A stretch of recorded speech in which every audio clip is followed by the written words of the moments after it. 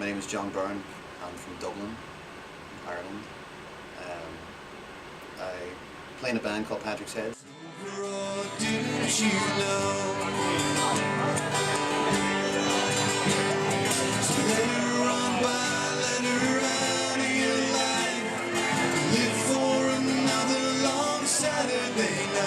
Just, bluntly, it's music that comes from Ireland. It's music that was passed on from generation to generation. A lot of the songs traveled over here, traveled over to America, and it often happens that I'll hear an American folk song, and I'll recognize lyrics, and I'll know that's from an Irish song. So I mean, the songs change from generation to generation. A lot of them are passed on, and it's why you can find so many versions of Irish songs.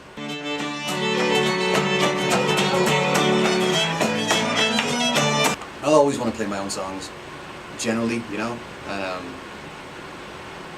but if there's an Irish song that really fits, if an Irish song I think that makes a really strong statement as an opening song or as a closing song, I definitely won't hesitate to use it, no matter where I'm playing. Me cup is full up to the brim, and if I were to stoop, I might fall in at the well below the valley-o. Green grow the lily-o, right among the bushes-o.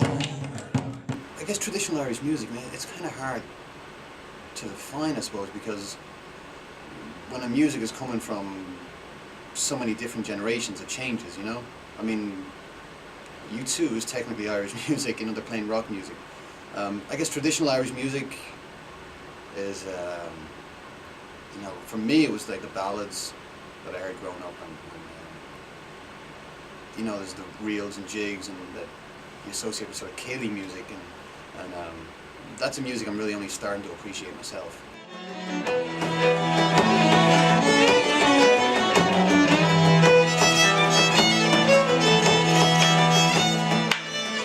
I was attracted to American folk it was one of the reasons I came over to America.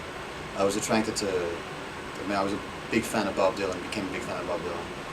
And then from Bob Dylan I started looking backwards at some of his own influences.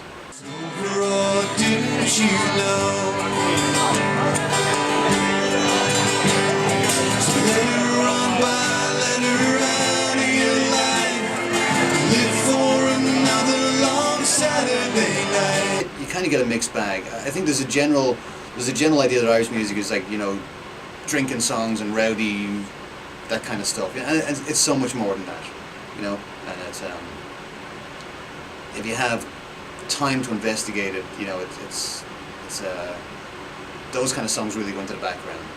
I never really play those, with a couple of exceptions. But I think, that's sort of the drinking song thing. It doesn't bother me. Maybe that's what annoyed me when I was first playing Irish music over here.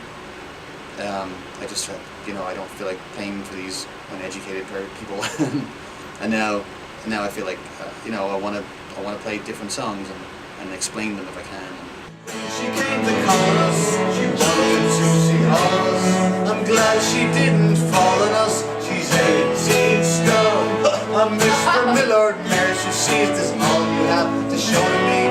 Oh wait, no man, there's more to see. Oh my home, and he sent her up the home. He sent her up the home. To you. So this is one of the instruments I play. Well, it's actually the only instrument I play besides the guitar and tambourine. This is called a bodhrán. It's an old Irish instrument. It's originally used, I think, by the Celts in wartime. It's basically, you can see it's a cylindrical drum-like thing. It was traditionally made with a goat skin and with a crossbar at the back. A lot of the more modern ones don't have a crossbar anymore. But I use it. You can actually play, and by pressing your hand then against the back of the skin, you can get different tones. So, and you play it with this, which is called a bone, and you just sort of tap the bone off the bodhrán and make the noise. And generally, it's used in ceilidh music, and it's an accompaniment. It's the beat. It's actually called the heartbeat of Irish music. The really good players, players have been going from playing for like 30 years, use both sides of the bone really effectively. And I generally tend to use one, although I'll use the other side sometimes, and I'll crack it off the rim to emphasize certain beats. Just sort of just play it like this.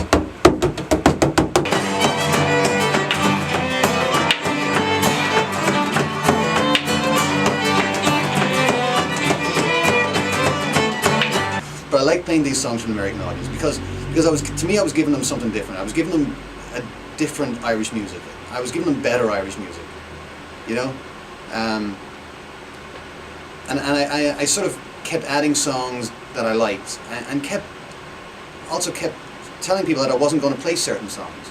People would ask for certain rebel songs, and I would say, I'm not going to do that, but I wouldn't get angry about it. I'd say, I'm not going to do that because there's enough trouble, going on in the country, or else, since the truce and everything, like, it's over.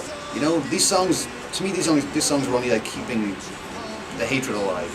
So we became, more Irish as we went along in terms of our musical choices, and I got happier playing that again. So I went from sort of playing some Irish songs to not playing any at all to sort of letting it grow again, and mostly it's because of the audiences that we built up started to recognize these songs and started to associate us with those songs, which was nice because that's what you want as a singer, as a performer. You didn't write the songs, but somehow you can kind of make them your own.